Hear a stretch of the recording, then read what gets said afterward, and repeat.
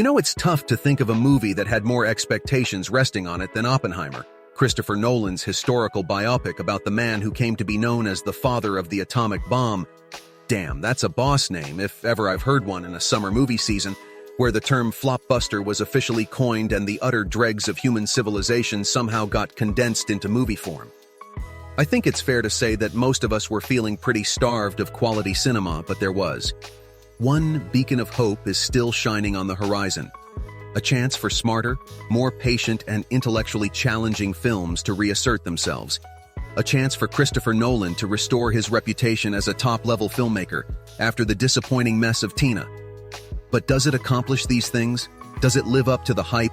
And does justice to one of the most complex, controversial, and misunderstood figures in American history? Well, yes. Sort of, as I said before on Twitter, X a couple of days ago. Oppenheimer may be the most Christopher Nolan of all. Christopher Nolan movies, exemplifying all of his greatest strengths as a filmmaker.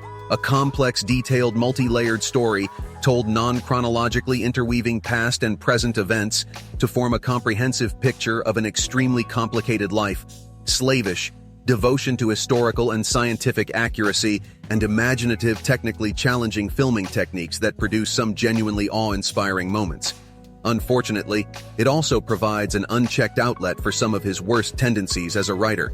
His almost obsessive need to over-intellectualize and overcomplicate everything he does result in a bloated runtime and sluggish pace characters that rely more on the strength of the actors portraying them than the coldly clinical script they're working from, resulting in a story that lacks the emotional heart needed to keep you invested, and an almost total lack of warmth and levity, resulting in a weirdly bleak, inhuman viewing experience.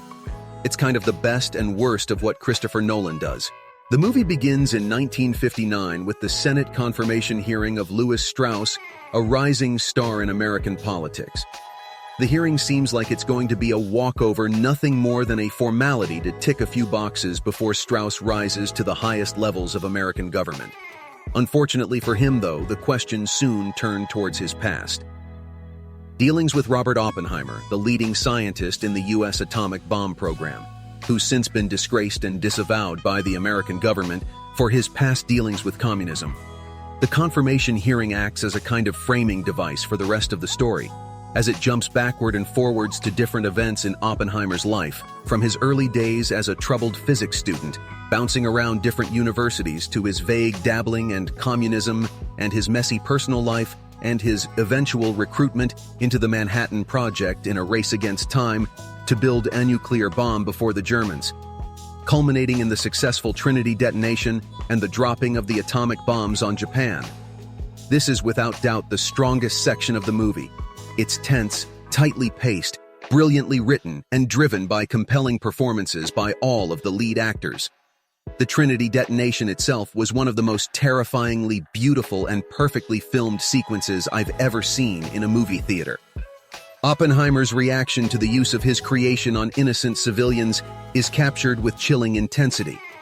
Honestly, you could have ended the movie right there, and I probably would have walked away a very happy man. Unfortunately, Christopher Nolan has other ideas and retreated to a whole extra hour in Oppenheimer's subsequent fall from grace, mostly centered around tedious and repetitive interrogations of dusty Senate hearings, personal grudges and betrayals, repetitive references to past events, and long, somber reflections as various characters ponder the merits of their choices, all of it to bring us right back to the same questions we were left to ponder after the Hiroshima bombings, and our earlier, what was the true cost of this new creation? Now, it's great to say that Christopher Nolan has a bit of a divisive reputation as a filmmaker these days, especially when he doesn't have the right people in place to reign.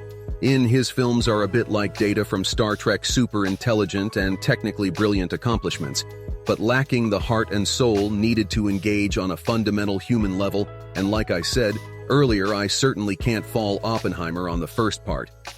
The film's definitely at its best during the Manhattan Project section, where you get a sense of the fear and desperation of scientists racing against time to harness forces they barely understand.